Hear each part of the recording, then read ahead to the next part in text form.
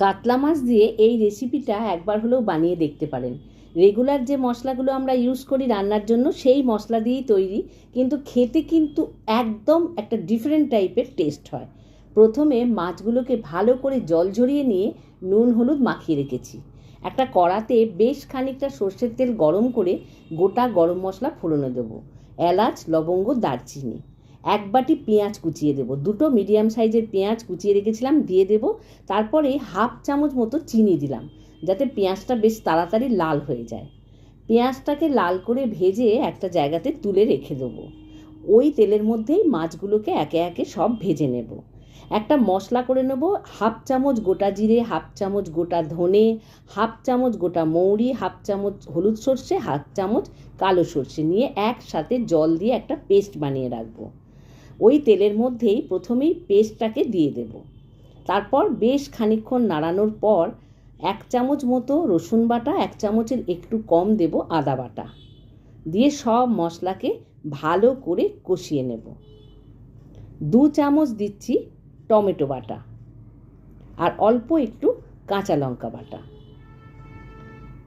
মশলাগুলোকে একসঙ্গে কষাতে থাকবো, ভালো করে তেলের মধ্যে নাড়িয়ে নাড়িয়ে কষিয়ে নেব।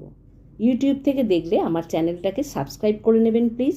ফেসবুক থেকে দেখলে আমার পেজটা ফলো করে রাখবেন। অল্প একটু হলুদ গুঁড়ো দিলাম, 1 চামচেরও একটু কম দেব ঝাল লঙ্কার গুঁড়ো আর 1 চামচের একটু কম দেব কাশ্মীরি লঙ্কার গুঁড়ো। সব কিছুকে আবারও ভালো করে কষাতে থাকবো। অল্প জল দিয়ে মশলাটাকে কষিয়ে নেব।